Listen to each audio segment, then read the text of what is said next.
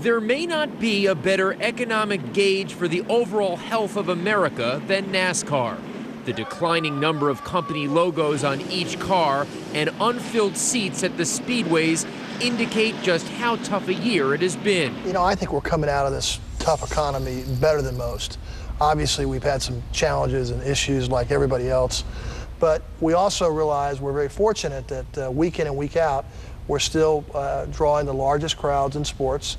If CEO Brian France wants to continue drawing those big crowds, his sport, that is largely catered to white males, must broaden its fan base. If the word NASCAR appeared anywhere in your wedding vows, you might be a redneck. Is there a belief that if you have an African-American driver, more African-American fans will be part of this sport? I think that that's a theory. France recently hired Max Siegel to head up NASCAR's diversity program, a program that NASCAR insiders readily admit has had several false starts over the years. It's going to take a lot of time on the talent side to develop drivers. There are at least 4 African Americans participating in NASCAR's Drive for Diversity program. Siegel says he thinks NASCAR needs a good 5 years before it could truly be judged on its efforts. According to NASCAR's 2008 statistics, only 7.8% of the fan base was African American. What's at stake if diversity doesn't happen as NASCAR hopes? Well, I think that not only for socially responsible reasons diversity is important, but it just makes good business and economic sense. France understands that expanding the fan base isn't enough to ensure future success. He needs a healthy stable of teams to be financially secure. And that might mean attracting more non-U.S. automakers to the track. The question is, will companies, potentially including Honda, Hyundai, or BMW, find it valuable to spend more money developing specific engines for NASCAR? For Toyota, the first and so far the only non-U.S. company on the circuit, the extra investment has been worth it. I think it's a commercial. You have to look at it specifically like that. It's whether you're buying a television commercial or whether you're buying a magazine commercial. It's just another way to reach out to the masses and showcase your products. It's pretty simple.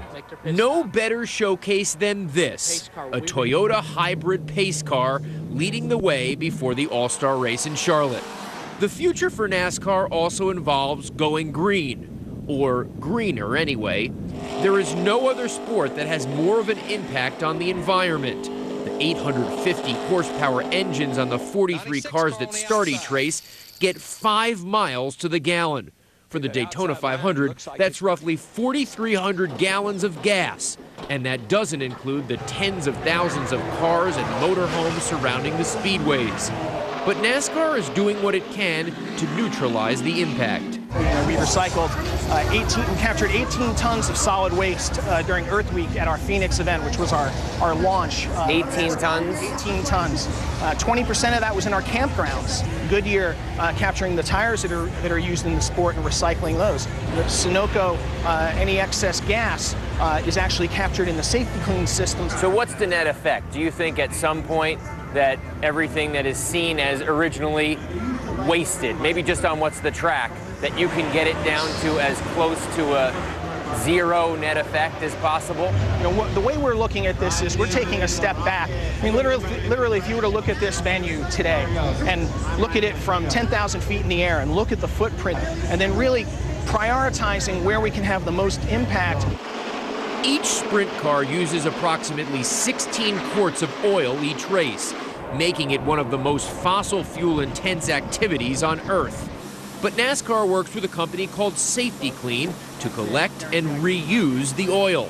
Okay, Darren, after the teams practice or qualify their cars here in the Cup Series, the teams will come to the Safety Clean recycling station and actually dispose of their used oil.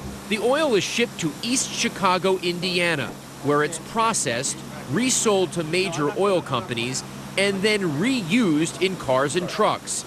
Even military vehicles in Iraq and Afghanistan run on repurposed Safety Clean oil. Safety Clean says it collected and repurposed 175,000 gallons of oil last year. There are All of this is testing just how nimble Brian France can be. How much are you willing to shake things up when you're considering what to do with the sport? The answer is a lot. We're willing to do what it takes. NASCAR's future isn't likely to resemble its supercharged recent past.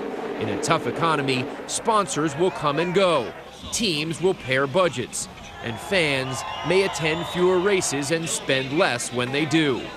But rest assured, while baseball may be the national pastime, NASCAR is, for millions, a national obsession. Every weekend from February to November, NASCAR's faithful will take to the track in cars, pickups, and RVs, waiting for the announcer to make the call, start your engines. For all of us here at CNBC, I'm Darren Ravel. Thanks for watching.